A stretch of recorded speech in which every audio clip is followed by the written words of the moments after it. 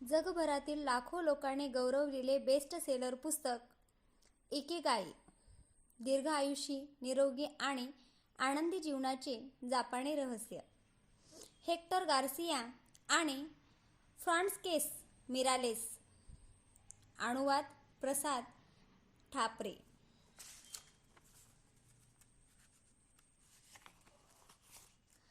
माझ्या आयुष्याचा नेमका उद्देश काय, असा प्रश्न मला वारंवार विचारणाऱ्या माझ्या भावाला समर्पित हेक्टर गार्सिया.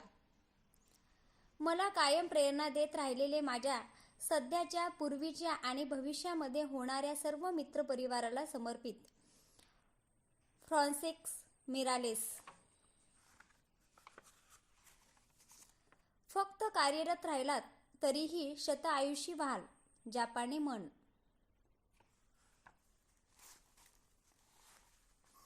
प्रकरण पहिला.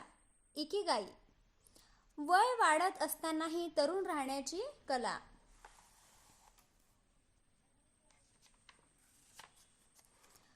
तुमच्या अस्तित्वाचं कारण काय? जापानी लोकांच्या मते प्रत्येकाच्या जीवनाचा एक इकिगाई असतोच. कदाचित फ्रेंच अभ्यासक याला जगण्यामागचा उद्देश म्हणतील, तर इतर देशातील लोक त्याला अजून कोणत्या तरी नावाने संबोधतील. इकिगाई प्रत्येकाच्या आतमध्येच दडलेला असतो. काही लोकांना त्यांच्या जीवनाचा इकिगाई मिळालेला असतो, तर काही जण त्यांच्या शोधत असतात.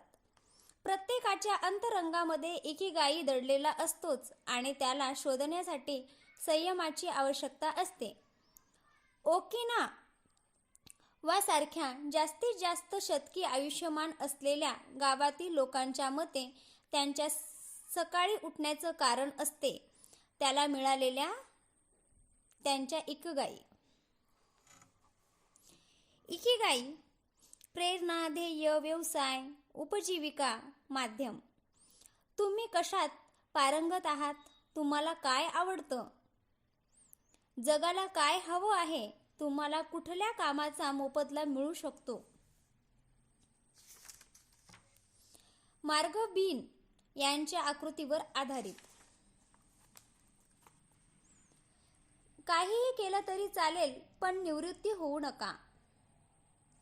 एकदा का तुम्हाला तुमचा इकिगाई स्पष्ट झाला की सुख आणि समाधान प्राप्त होत, त्याप्रमाणे जीवनाला खरा अर्थ प्राप्त होतो. या पुस्तकाद्वारे तुम्हालाही तुमचा इकिगाई मिळण्यामध्ये मदत व्हावी आणि जापानी लोकांच्या शरीर, मन आणि बुद्धीच्या चिरतरुण राहण्यामागचं कारण समजावं, हाच हेतू आहे.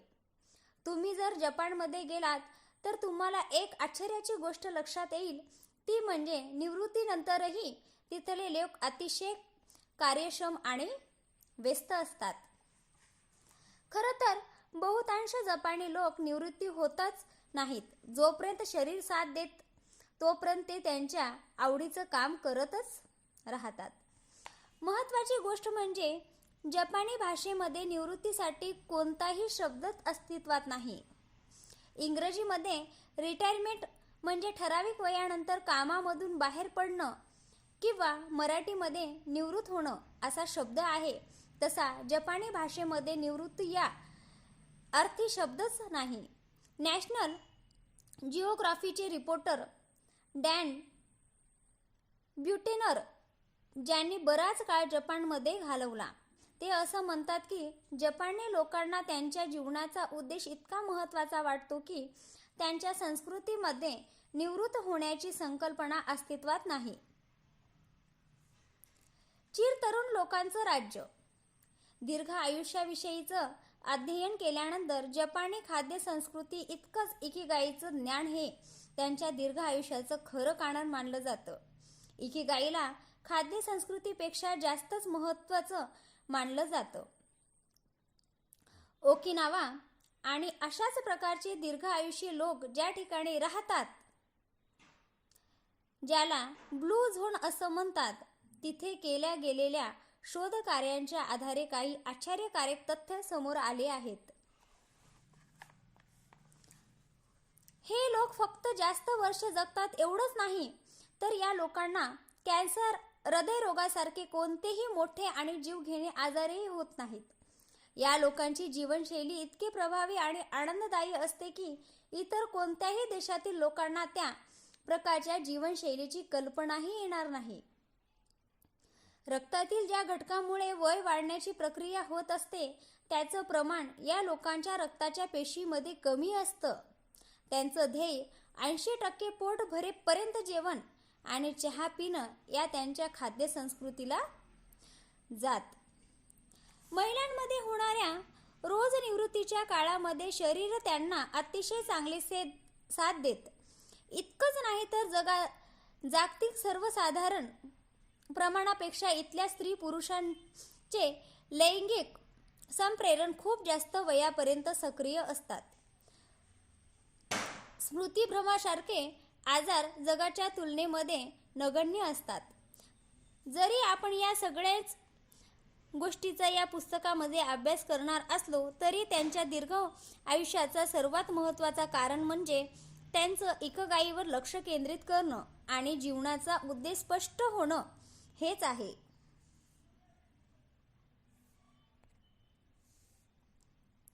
इकिगाईचा अर्थ जपानमध्ये इकिगाई हा शब्द अशा प्रकारे लिहितात ज्यामध्ये याचा अर्थ जीवन आणि म्हणजे अर्थपूर्ण याची पुढील प्रमाणे फोड करता येते, ज्यामध्ये म्हणजे पहिल्या क्रमांकाचा योद्धा युद्धात कायम पहिल्या क्रमांकावर राहणे आणि म्हणजे सुंदर आणि सुबक असा होत.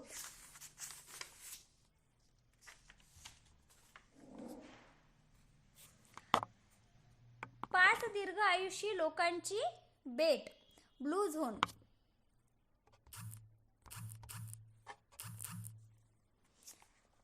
ओकिनावा जरी ब्लू झोनमध्ये पहिल्या क्रमांकावर असलं तरीही इथल्या महिला जगातील इतर कोणत्याही भागातील महिलेपेक्षा जास्त निरोगी दीर्घ आयुष्य जीवन जगतात. डॅन ब्युटनर यांनी अशा प्रकारच्या पहिल्या 5 जगाचा अभ्यास केला. ओकिनावा, जपान, विशेषतः दक्षिण भाग इथले लोक लहानशा थालीत टोफू आणि इतर उच्च दर्जाच्या भाज्या खातात. इकिगाईच्या तत्वज्ञानाबरोबर मोई म्हणजेच मित्राचा एक छोटासा गट त्यांच्या दीर्घ आयुष्यामध्ये महत्त्वाची भूमिका पार पाडतो. सार्डिनिया, इटली, न्यूओरा आणि ओंग्ली एस्ट्रामधील भाग हे लोक दिवसभरामध्ये भरपूर भाज्या खातात आणि 1-2 ग्लास वाईन पितात.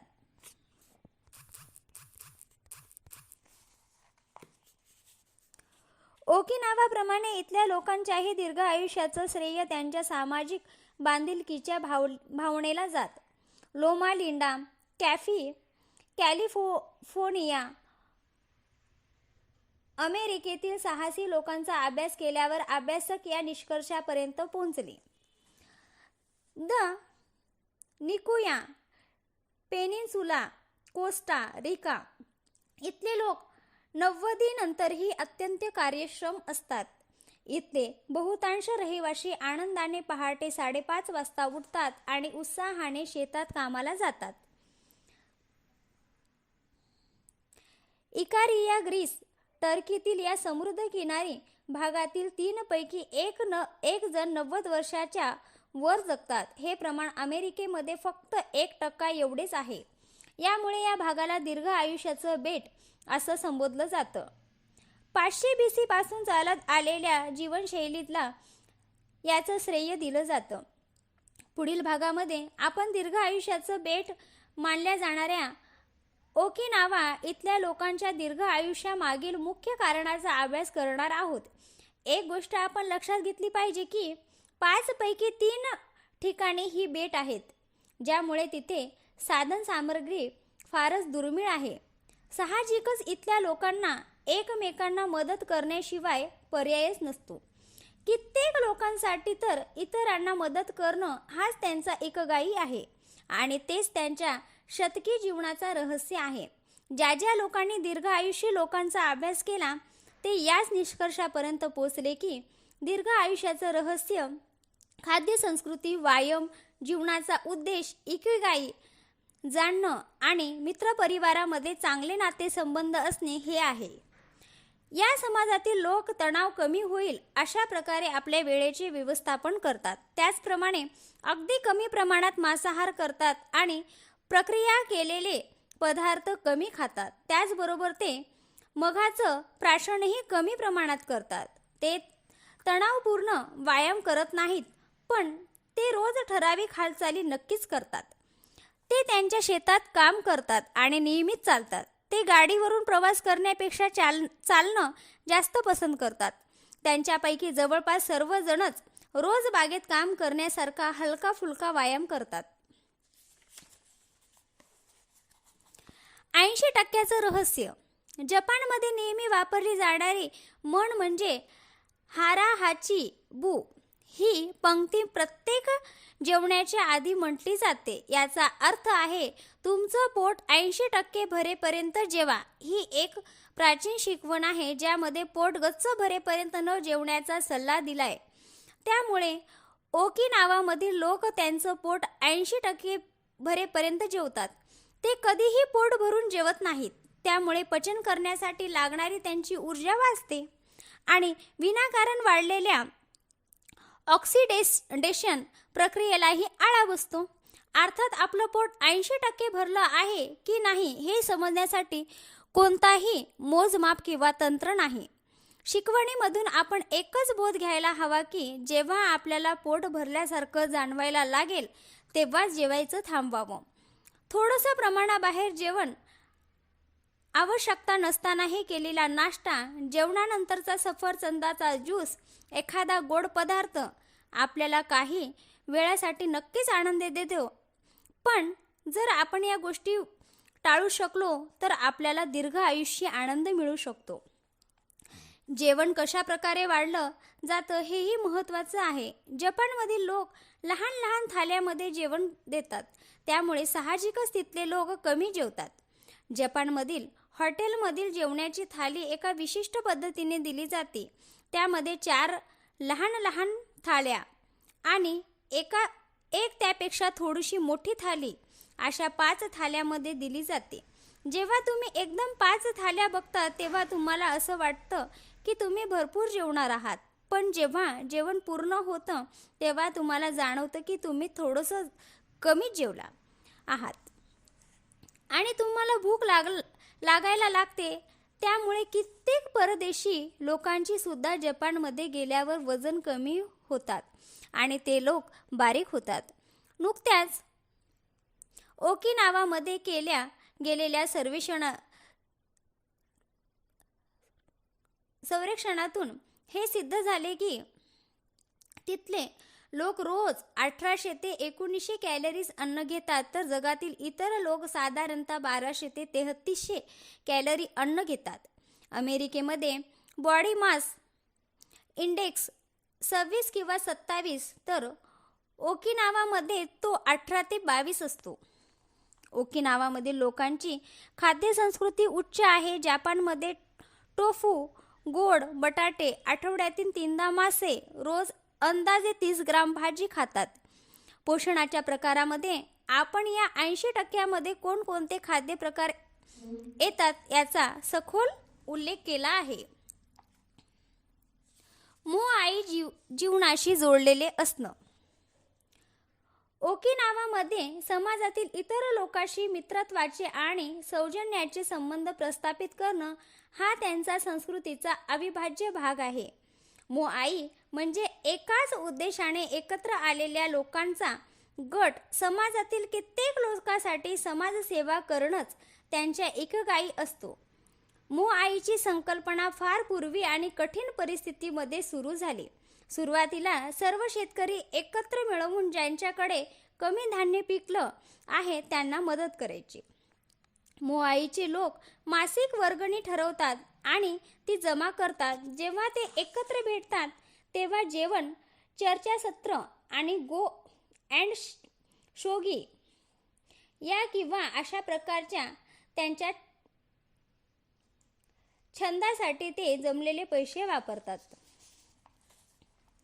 अशा प्रकारच्या छंदासाठी पैसे वापरून झाल्यावर जे पैसे उरतात ते पैसे गटातील एका व्यक्तीला, ज्यांची निवड आळीपाळीने केली जाते, दिले जाते. अशा प्रकारे मोआईच्या सदस्य असलेल्या लोकांच्या भावनिक आणि आर्थिक दोन्ही प्रकारच्या गरजा पूर्ण होतात. जर मोआई गटातील एखादा सदस्य आर्थिक अडचणीमध्ये असेल तर त्याला बचतीमधून काही पैसे उधारी दिले जातात. या सगळ्यांची व्यवस्थित नोंद केली जाते आणि प्रत्येक जण वैयक्तिक जबाबदारी ओळखून आणि सामाजिक बांधिलकीतून प्रामाणिकपणे या संघाचा लाभ घेतो. यामुळे प्रत्येकालाच एक प्रकारे सुरक्षित असल्याची भावना निर्माण होते आणि आपल्या मदतीला पूर्ण संघ आहे या विचाराने ते तणावरहित आणि दीर्घ आयुष्य जीवन जगतात. आतापर्यंत आपण इकिगाईची मूलभूत माहिती घेतली. आता आपण आजच्या प्रगत समाजामध्ये लोक वेळेच्या आधीच वृद्ध का होतात हे समजून घेऊ आणि इकिगाईचा आपल्याला कसा फायदा होईल हेही समजून घेऊया.